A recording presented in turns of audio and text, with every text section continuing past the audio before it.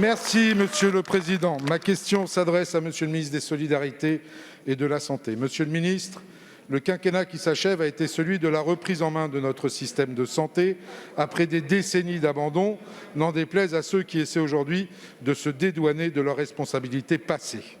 Nous avons doublé le nombre des maisons de santé dans les territoires. Nous avons massivement investi dans l'hôpital et dans ses personnels, que je veux une nouvelle fois saluer. Nous avons levé le numerus clausus pour former plus de médecins. Ces réformes indispensables commencent à porter leurs fruits. Malgré tout, on ne répare pas en quelques mois 30 ans d'abandon et 18 mois d'une crise inédite qui a traumatisé de nombreux soignants. Ces réformes ont besoin de temps pour produire tous leurs effets, alors que les besoins sont là tout de suite, notamment lors des pics d'activité, comme actuellement avec l'épidémie de bronchiolite ou la 5e vague du Covid qui arrive. Dans mon département des Yvelines, l'ARS, au prix d'une créativité admirable, avec l'appui de l'APTA départemental et via des crédits FIR, a lancé la mise en place de paiements de vacations faites par des médecins libéraux ou de jeunes retraités qui viennent renforcer les équipes hospitalières de pédiatrie, notamment lors des périodes de tension.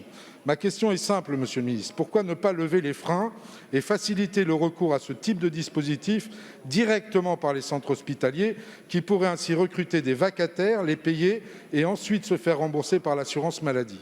Il s'agit ainsi de rendre l'hôpital plus flexible et de lui permettre de mieux adapter ses capacités de prise en charge tout au long de l'année. C'est d'ailleurs grâce au recours aux vacataires que nous avons pu vacciner les Français en quelques mois seulement. Nous avons su depuis le début de la crise sanitaire développer une extraordinaire capacité d'adaptation tout en gardant notre sang-froid. Cet esprit d'innovation et de responsabilité donne des résultats et doit perdurer. C'est, Monsieur le ministre, tout le sens de ma demande aujourd'hui. Je vous remercie. Merci. La parole est à Monsieur Olivier Véran, ministre des Solidarités et de la Santé.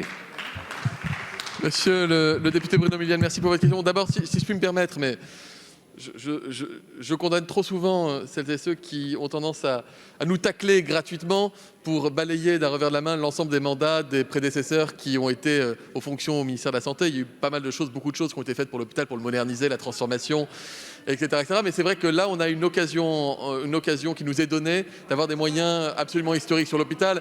Et c'est tant mieux, le ministre que je suis ne peut que s'en enorgueillir, du fait de la crise Covid notamment. Mais donc, on est dans une continuité pour moderniser, transformer nos hôpitaux. Et là, c'est vraiment un coup de boost qui est donné avec le Ségur. Et merci beaucoup de l'avoir souligné. Sur les capacités de recrutement des médecins vacataires, contractuels, etc. à l'hôpital, vous avez parfaitement raison.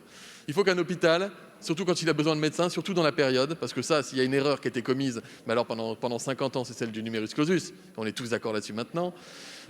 Pour permettre à un hôpital de recruter, il faut qu'il puisse le faire, quel que soit le statut. D'ailleurs, que ce soit un médecin libéral, un médecin hospitalier dans un autre hôpital ou un médecin retraité. Aujourd'hui, il existe plusieurs possibilités pour le faire.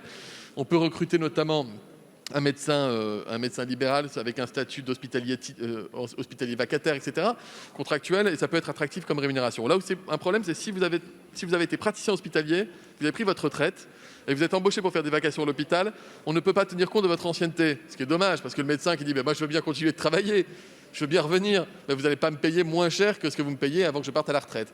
Et bien ça, monsieur le député, vous faites bien de poser la question, puisqu'au 1er janvier 2022, cela sera terminé.